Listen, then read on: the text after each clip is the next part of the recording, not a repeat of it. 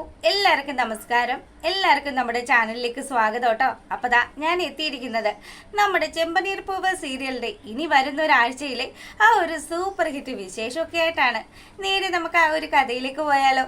അങ്ങനെ നമ്മുടെ ശ്രുതിയുടെയും വിവാഹം വളരെ ഗംഭീരമായിട്ടൊക്കെ നടന്നല്ലോ.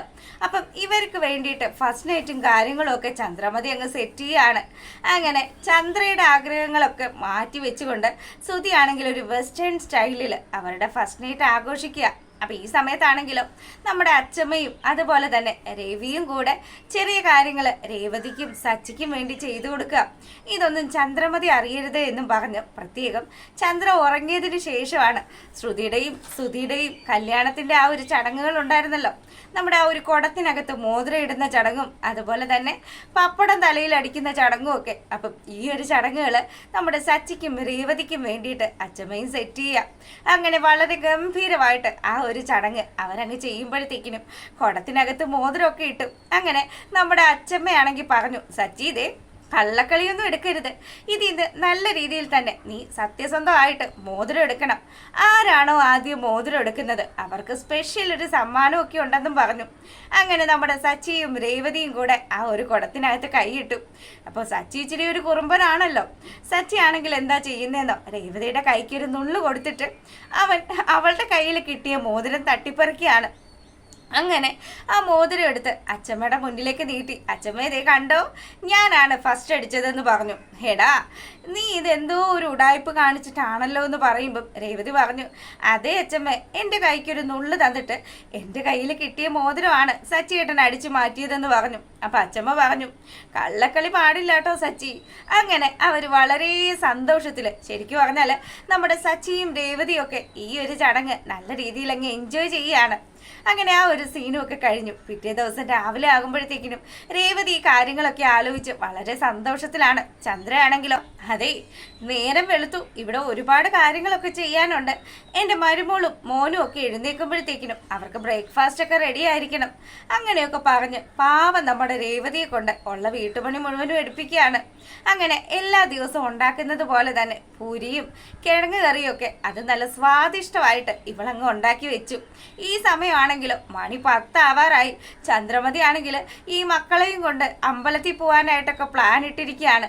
ഈശ്വര, ഇത്രയും സമയമായിട്ടും ഇവറ്റകൾ എഴുന്നേറ്റില്ലല്ലോ എന്ന് വിചാരിച്ച് ഇങ്ങനെ ഇരിക്കുമ്പോഴത്തേക്കിനും നമ്മുടെ ഭാമ വിളിക്കുക. അപ്പം ഭാമയോട് പറഞ്ഞു, എടി നീ ഒന്ന് അടങ്ങ്, നീ അവിടെ ഒന്ന് വെയിറ്റ് ചെയ്യ്, ഇതുങ്ങൾ രണ്ടുപേരും എഴുന്നേറ്റിട്ടില്ല, അവരൊന്ന് ഡോറ് തുറന്ന് പുറത്ത് വരട്ടെ എന്ന് പറഞ്ഞു. അങ്ങനെ നമ്മുടെ ശ്രുതിയും എഴുന്നേറ്റ് കുളിയൊക്കെ കഴിഞ്ഞ് പുറത്തേക്ക് ഇറങ്ങി വരികയാണ്.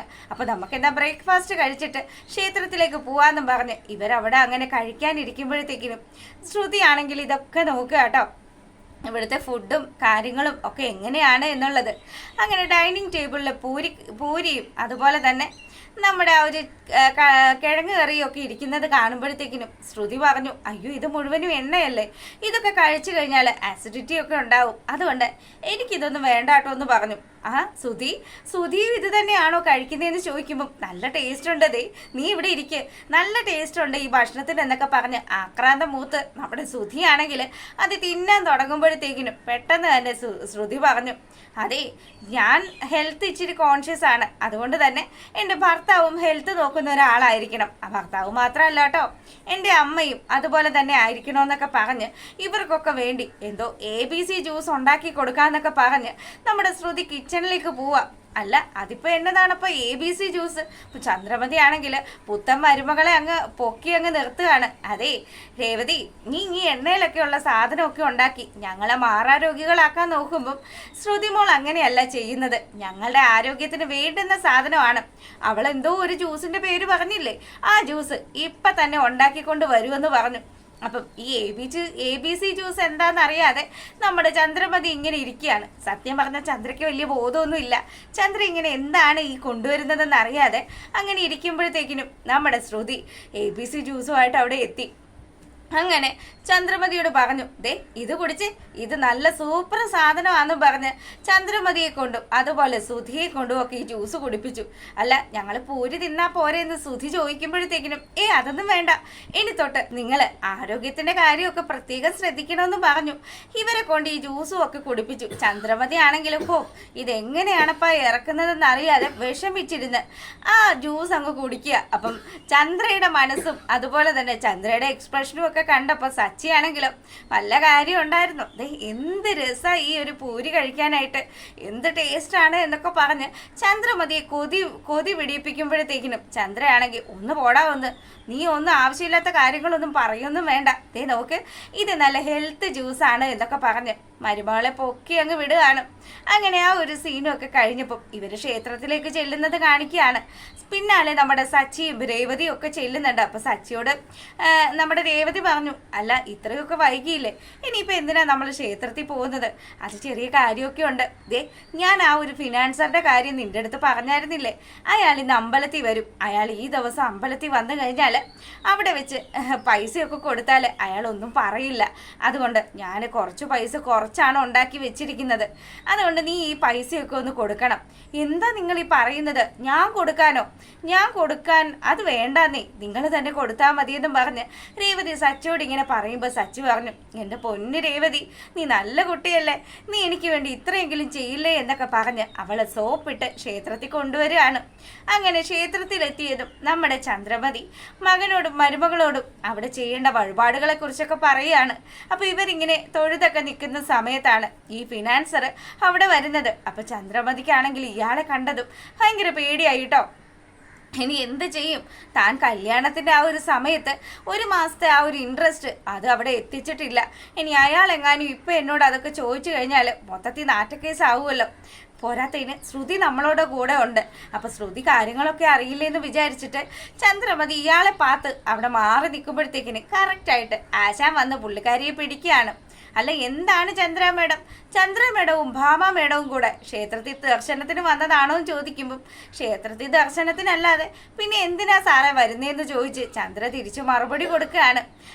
എന്തെങ്കിലുമൊക്കെ ആയിക്കോട്ടെ, അല്ല എന്നോട് കുറച്ച് കാശ് വാങ്ങിച്ചിട്ട് അതിന്റെ പലിശയൊന്നും തരാൻ അങ്ങ് വന്നില്ലല്ലോ എന്ന് ചോദിക്കുക.